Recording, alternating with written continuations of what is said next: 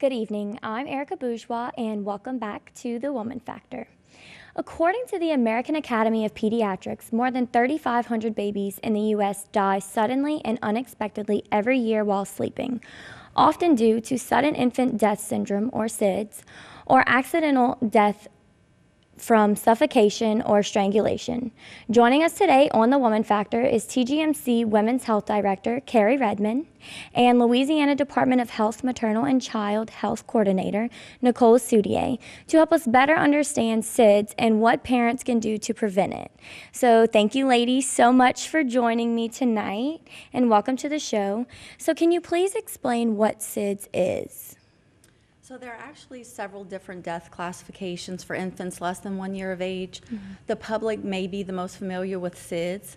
SIDS stands for Sudden Infant Death Syndrome and is defined as the death of an infant less than 1 year of age that dies suddenly and unexpectedly, and the death is not known why it happens even after a thorough investigation has occurred. Now, even though we don't know the exact cause of SIDS, there are things that families can do to reduce the risk of SIDS. One of those being always placing the baby to sleep on his or her back for every sleep. Also, breastfeeding is a major protective factor against SIDS.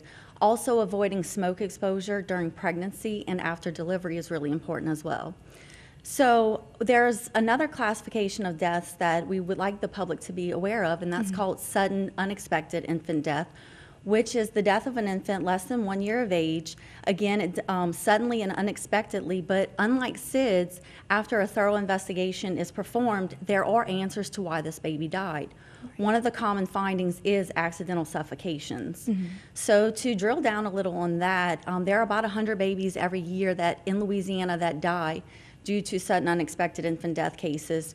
Through investigation, it has been identified that at least 50% of these deaths are due to suffocation, which means they're preventable. There are things that can be done about those. So some vital statistics data, 2013 to 2016 for Lafourche and Terrebonne Parish, we have had 11 sudden unexpected infant death cases. But due to thorough investigation of more cases, we have also identified 9 additional cases due to suffocation. So just in our area, 20 babies within that time frame. Right. So this is a local issue that is actually happening here. Absolutely. And so where do you think is the safest place for your baby to sleep? How can we prevent this? Well, we're working with our families and we're making sure that they're taught. You know, family dynamics everywhere is always different. It's so complex, you know, parenting and making sure your home is ready for babies to come home. So some of the safest places, we're going to go over that. You want to have a flat, firm mattress. So you want to have a flat surface with a well-fitted sheet. There's a great picture right there. You want to make sure that your baby is in their own crib or their own bassinet. So we don't want what we call bed share. That's not recommended. It actually is one of the most common causes of death in babies younger than 3 months old because they can suffocate. So the American Academy of Pediatrics recommends that you do not bed share, but you room share. So they actually recommend that the baby be in the same room for at least the first year, if not the first year, the first 6 months. You want to make sure that your baby has its own bassinet, its own crib. And you want to make sure that you're not putting the baby somewhere that's very soft. So we don't want you to put the baby on a water bed, a couch, anything that's really fluffy and soft like that. That can cause suffocation. You don't need to put up a portable rail.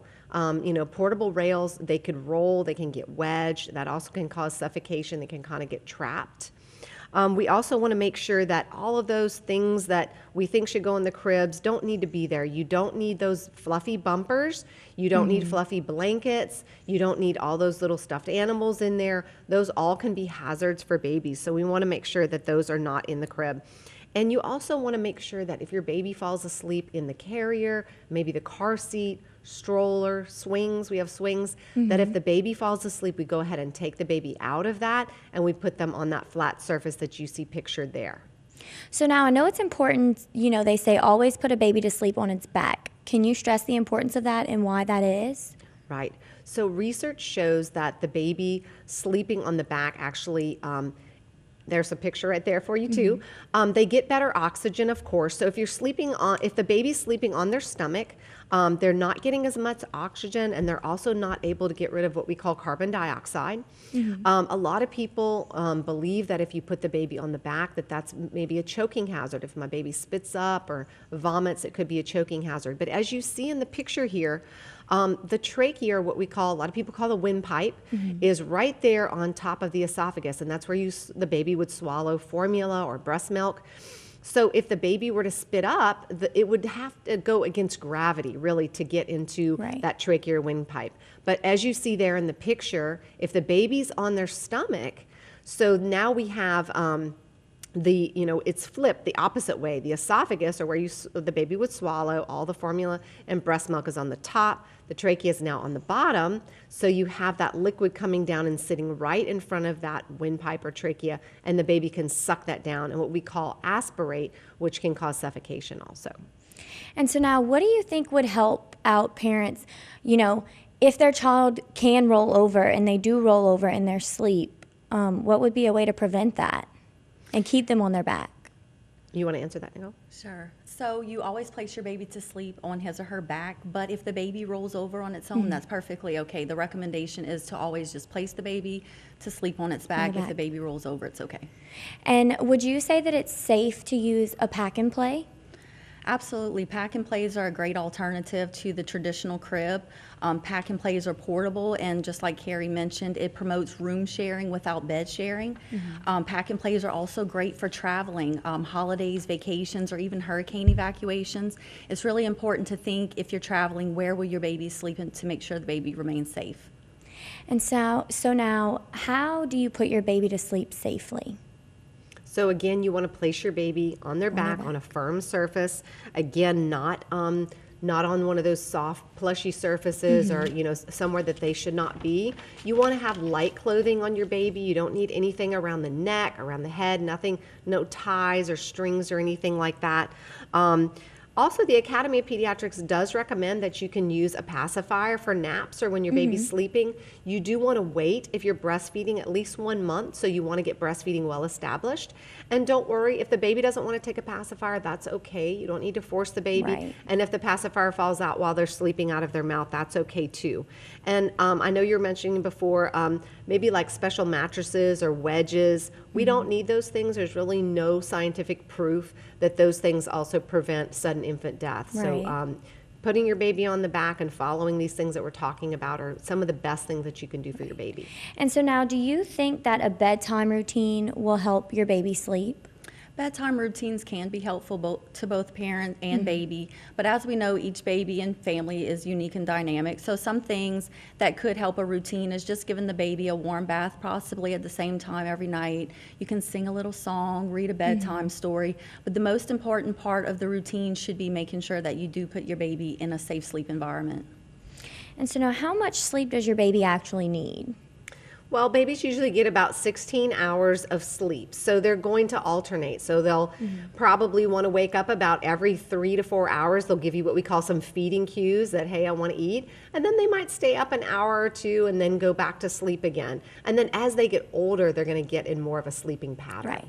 And so the 16 hours pretty much includes, that daytime nap and all of that. Right. Daytime napping and waking up to eat and waking up to play a little bit. And if your baby is young, you can always do also during playtime a little tummy time. It can actually strengthen their neck, their shoulders, get those muscles strong, and they'll let you know when tummy time's over. They had enough. So when they're awake and playing, that's a good time to practice a little bit. Right.